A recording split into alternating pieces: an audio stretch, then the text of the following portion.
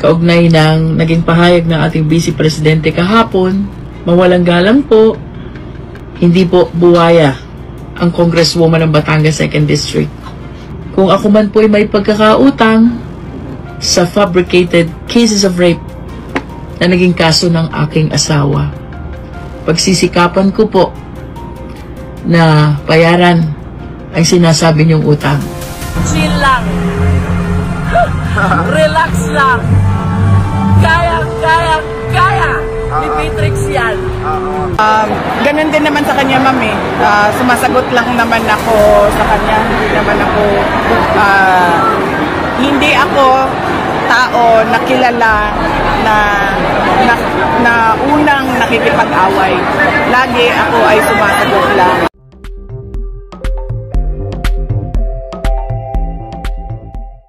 Ito yung pinag-uusapan na all unfinished business terminates when the Congress terminates. But we have to be very clear, sapagkat timely na pag-usapan ng impeachment, it does not include the impeachment process because we have to distinguish between the legislative function of the Congress and the impeachment function of the Congress. While the legislative function of the Congress is affected by the legislative calendar, kapag nag-terminate ang session, terminated lahat ng unfinished business. That includes bills and investigations or inquiry in aid of legislation. But when we speak about impeachment process, it is not affected at all by the legislative calendar. And we are very consistent with our stand. Even during the time of campaign, with or without session, we can convene the impeachment court and proceed forthwith to trial. Yun, no? mahalaga po yun. The same line of argument where the panel of prosecutors are standing on. Na dapat mag-proceed right away regardless of the termination of the 19th Congress of the Philippines, because time and again, legislative function of the Congress is different from the impeachment function of the Congress. Supposedly, ma'am, ngayon po dapat yung pagtalakay ng articles of impeachment, June 2, pero na reschedule sa June 11 po. Ano pong nangyari, ma'am? This is supposed to be a very busy day. Opo nga po eh. Kapagkat ito dapat yung aming first schedule of appearance before the Senate of the 19th Congress of the Philippines, where we are supposed to present the articles of impeachment.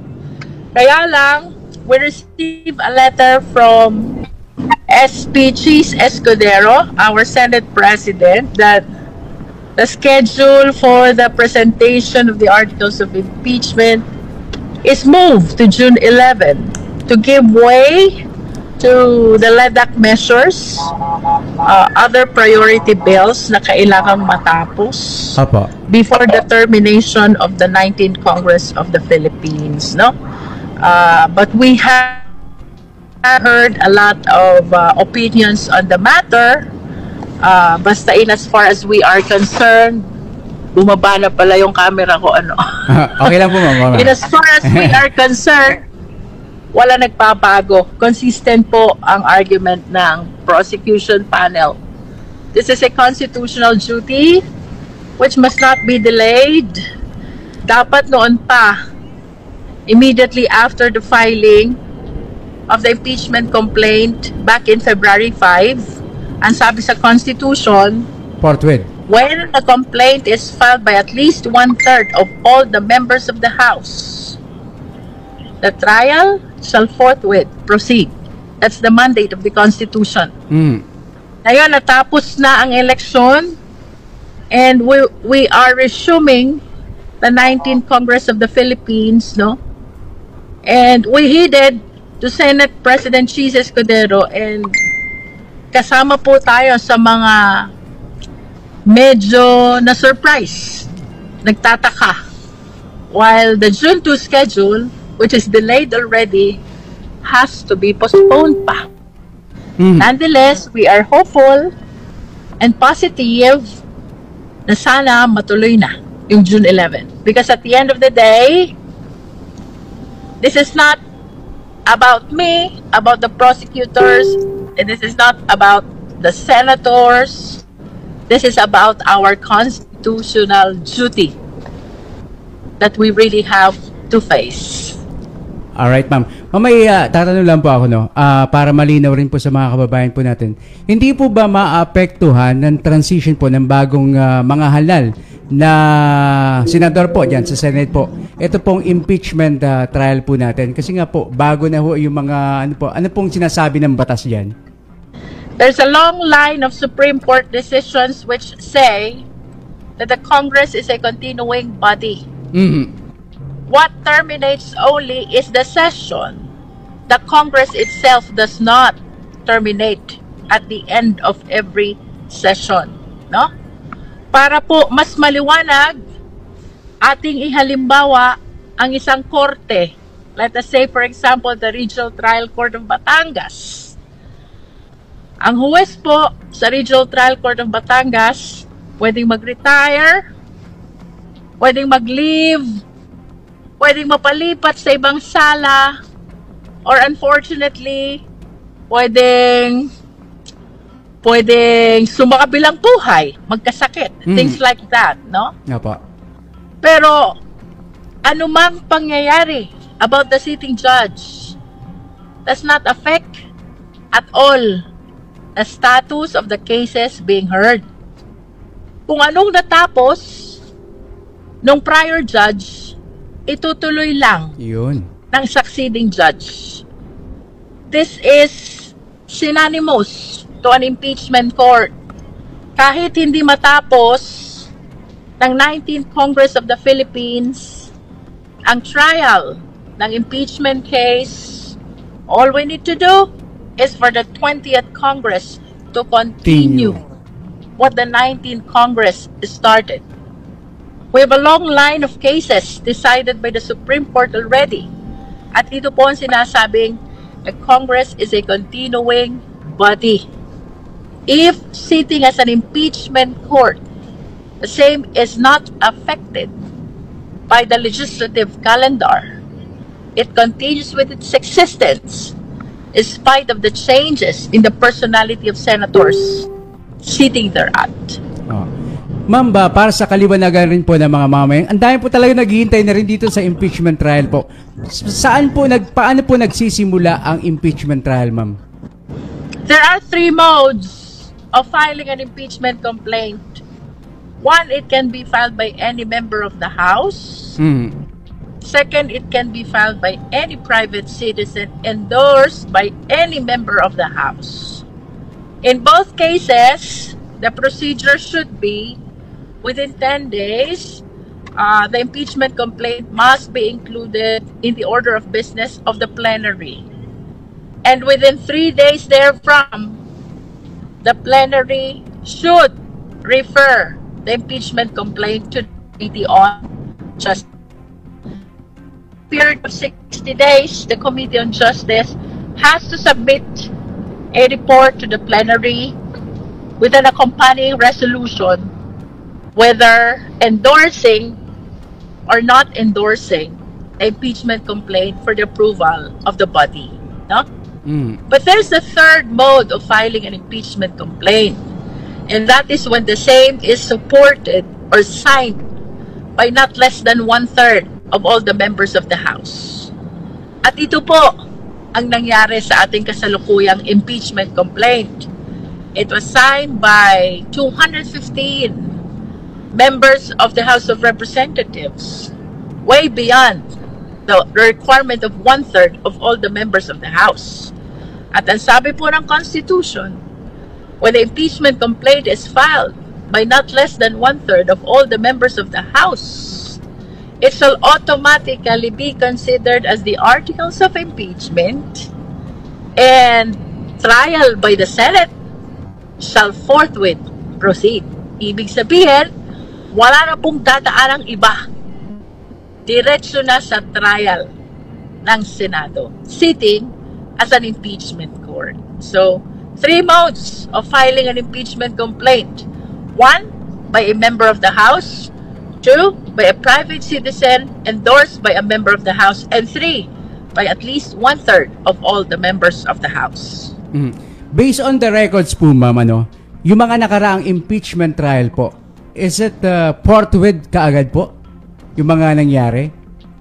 Or Iba't iba siya, Kuya Ron. Opo. Merong mabilis, merong after a period of 2 months, pero parang ito ang pinakamatagal Pinagpaliban, na naging waiting period, no? Opo.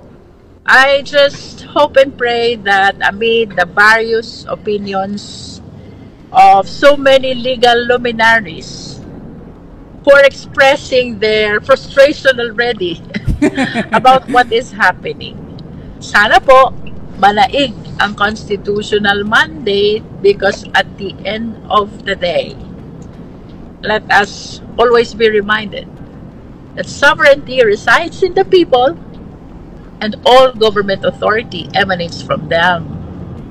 Anong sabi sa Gettysburg Address?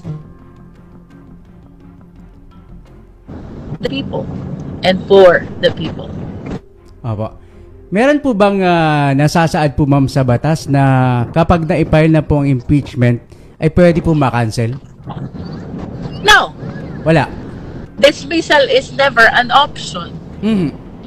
Ang sabi lang sa Constitution, try and decide. Yun. Try and decide. So, trial kayo, and after trial, your only option is to vote for acquittal or to vote for conviction. Oh. Pero sana po dapat maging malinaw po, ma'am, yung batas na forthwith, yung salitang forthwith, kung paano po ini-implement 'yun. Kasi nga waiting tayo ngayon eh. This is how you interpret the law, no? Opo. This is how you apply the law. The law on statutory construction. Ibig sabihin, paano mo ba interpret ang batas? When the law is clear, you should immediately apply it. Kahit sa dictionary mo tingnan yung forthwith, it means immediate. Immediate. No? Now, granting for the sake of argument that there's ambiguity, pag tinignan mo ang records ng 1987 Constitutional Commission, it likewise say, by forthwith, it means outright and immediate. The law is very clear. Ang sabi lang, trial by the Senate shall forthwith proceed. Wala naman sinabing qualification. Opo. Wala naman sinabing condition. Wala naman sinabing pag may election, we should delay. Wala naman sinabing kapag may pending na LEDAC measures, we should delay. The law is very clear. And when the law is clear, ang sabi sa statutory construction, we should immediately apply it. Yun. Ang dami pong naghihintay, ma'am, yun. Inaabangan na po sa ng taong bayan.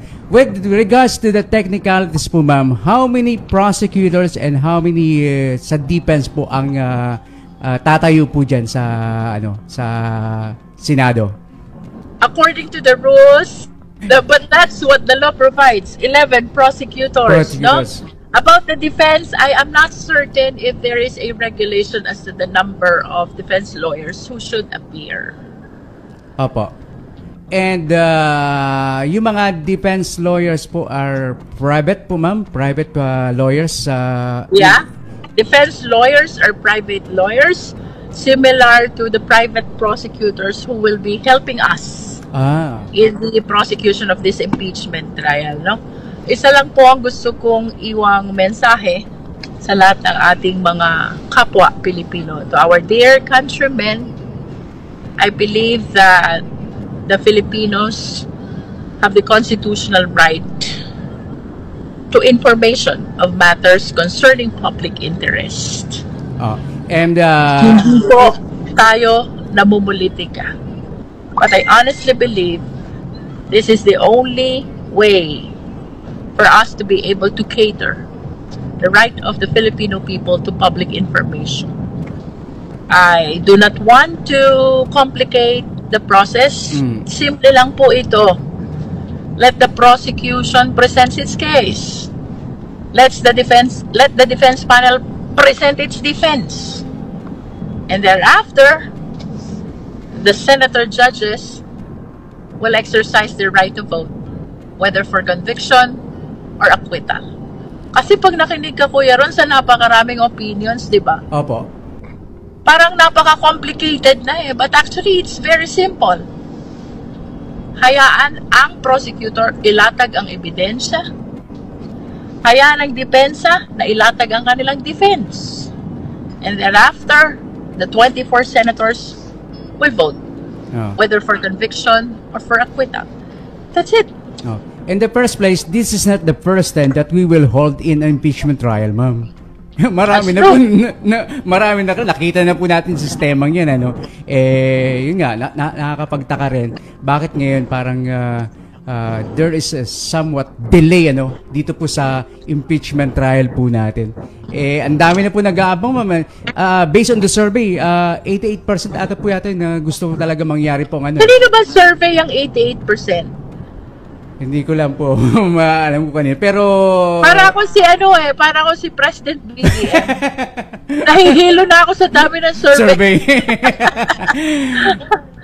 Pero I remember kasi meron tayong nakitang survey din. I think that was during the right after election. Apo. Na was that more than one half of the respondents opposed the impeachment, no? Merong ganyang survey na nakita ko. Tapos itong recent, 88% wanted the Vice President to face the impeachment trial, no? So, alin ba talaga? Because it's hard to conceive. It's hard to conceive na merong more than majority who opposed the impeachment, but there's 88% who wanted the Vice President to face the impeachment trial, no? So, hindi natin alam kung which is which. I hope that there can be a survey that is really reliable and truly represent the sentiment of the Filipino people. Pero, ang maliwanag, Kuya Ron, gusto kong i-recognize, i-commend the educated youth. Yun. Millennials. Whose participation in the last election became very vibrant. And I honestly believe yung panalo ni Senator Kiko Pangilinan, yung panalo ni Senator Bam Aquino is the clear indication that there is a huge number of educated youth na pagod na sa issues ng politicizing. They are looking forward to see leaders of the nation whose attention is given to the paramount interest of the Filipino people. Opo. Kaya sa lahat po ng mga educated youth na naging instrumental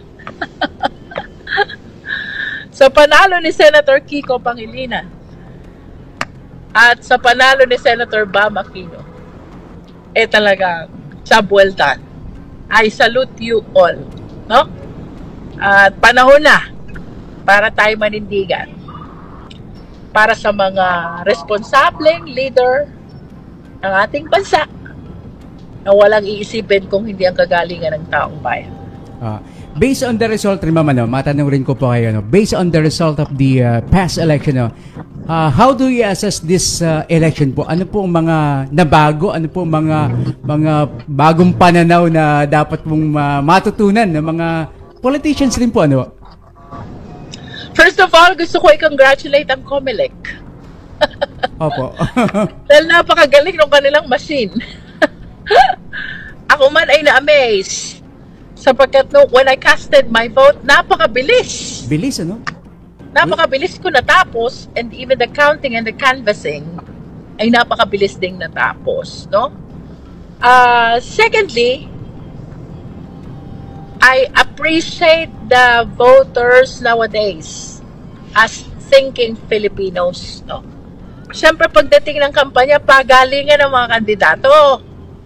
But what will really prevail is the choice that they already have on the basis of the long period of time that these politicians serve the electorate or the constituents.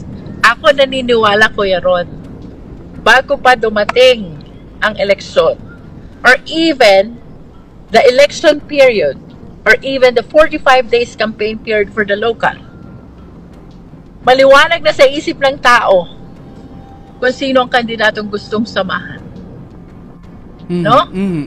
What the politicians are doing, or the candidates are doing during the 45 days campaign period for local and 90 days campaign period for national, pinapatibay na lang.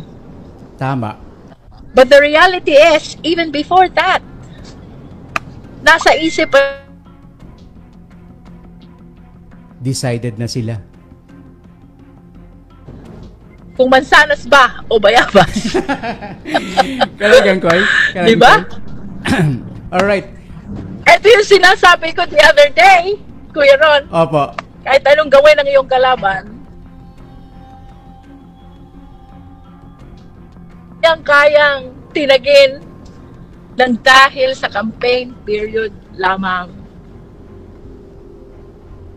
It takes a long time before you earn the trust of the people. In the same way that it takes a long time before you destroy the trust of the people. Ma'am, based on my observation po, tama po kayo dyan sa inyo po naging conclusion, ano, na bago pa man mang eleksyon, mayroon ng decision yung mga taong may pinatitibay na lang ng politiko, ano. True! True. Kasi inoobserbahan ko po yung yung naging situation po niyo eh. At kita ko yan sa aking mga kababayan from Batangas 2nd District. No? Lahat ng aking naikutang lamayan, lahat ng aking naikutang birthday, lahat ng aking napuntahang kasalan, isama mo na pati mga dasalan, lahat sila nanindigan. Kahit ito'y matagal nang nakaraan. Dahil in that very simple way, naramdaman nila, nakasama nila ang congresswoman. No? Kahit anong gawin ng ating mga kalaban during the campaign period, milya-milya mang paninira yan, at kahit sino pang bisita ang kanilang paratingin upang tayo'y siraan, nanindigan ang ating mga kalarga, P-Trix, ang congresswoman. Again, sana ma-memorize ito ng mga tao. No? Ano nga sabi ko? You cannot earn the trust of the people overnight. In the same way. In the same way that you cannot destroy the trust of the people overnight. Yun pong tiwalang ibinibigay ng 2nd District kay Beatrix. Pinaghirapan yan. Pinagsikapan yan. As early as 2021. Pinagsisikapan na po natin na mapagsilbihan ng ating mga kababayan.